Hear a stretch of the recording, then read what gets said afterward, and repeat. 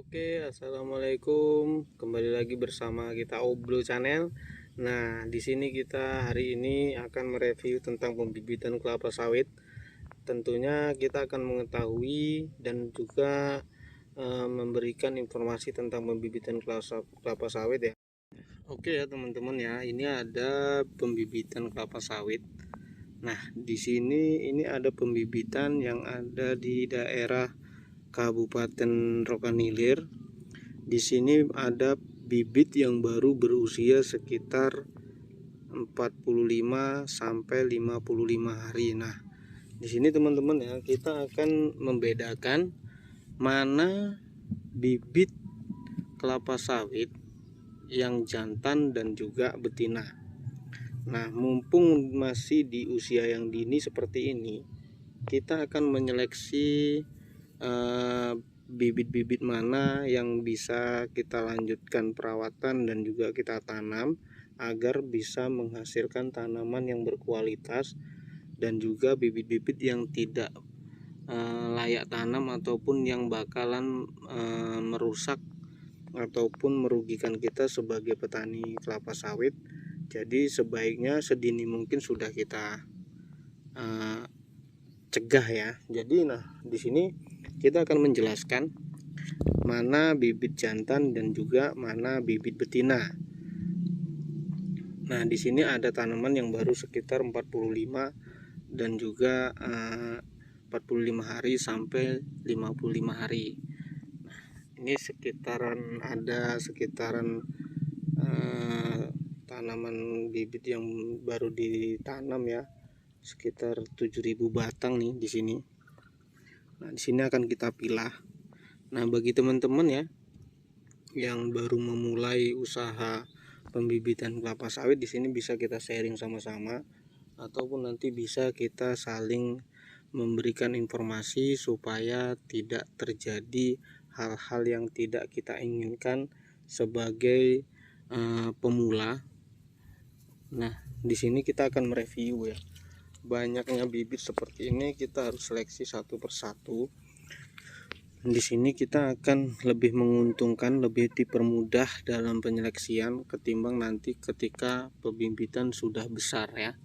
Nah, di sini kita akan menjelaskan mana bibit jantan dan juga mana bibit betina ataupun bibit yang bisa berproduksi lebih efektif ketimbang bibit yang kurang produktivitasnya. Sebenarnya di sini nih kalau masalah bibit jantan dan juga bibit betina itu sebenarnya tidak ada. Namun bibit yang kurang optimal untuk pembibitan dan juga bibit yang maksimal untuk ditanam ke lahan yang sudah disiapkan dan juga untuk menghasilkan produksi yang baik dan juga tanaman yang tidak bisa menghasilkan produksi yang baik ataupun yang sempurna. Nah, di sini kita akan jelaskan ya.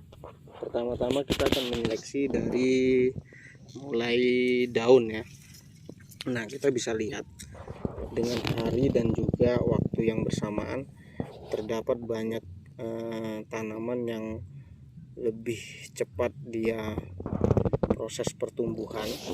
Nah, di sini bisa dipengaruhi oleh unsur hara yang ada di polybag ataupun makanan yang diserap oleh tanaman ini. Nah, jadi kita akan mengetahui secara logika di sini ya, banyak istilahnya yang bisa kita pelajari di sini. Mana-mana tanah yang memang sudah mengandung unsur hara yang baik untuk pembibitan dan juga mana yang tanah yang tidak baik untuk pembibitan. Oke, di sini ya, yang pertama kita lihat pertumbuhan dari daun.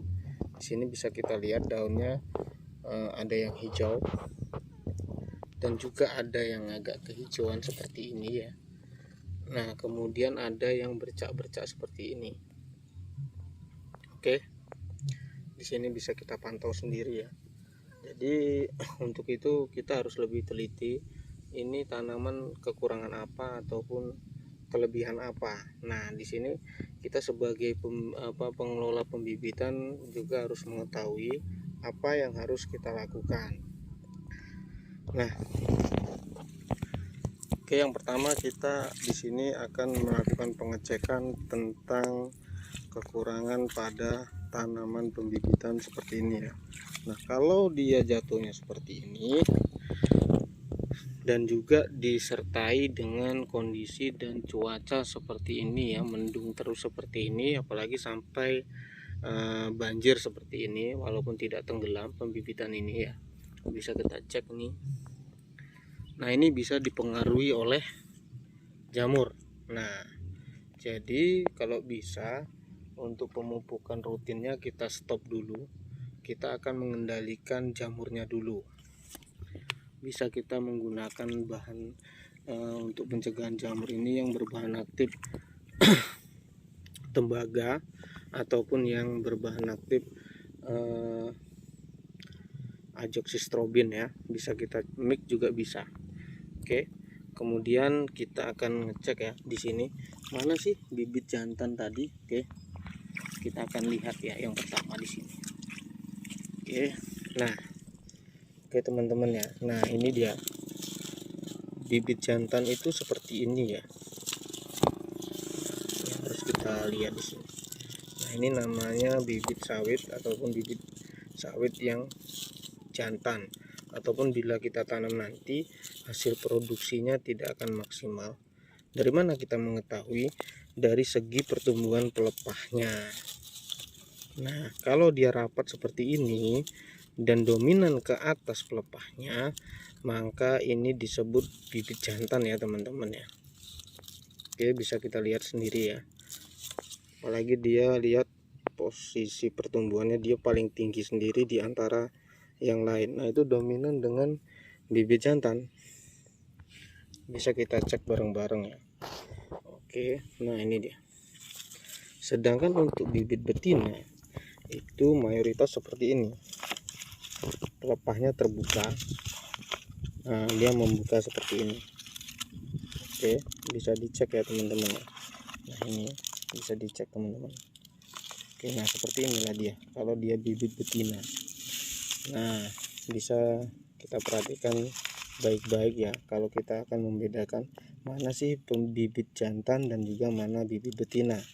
Nah, ini bisa dikategorikan bibit sawit betina.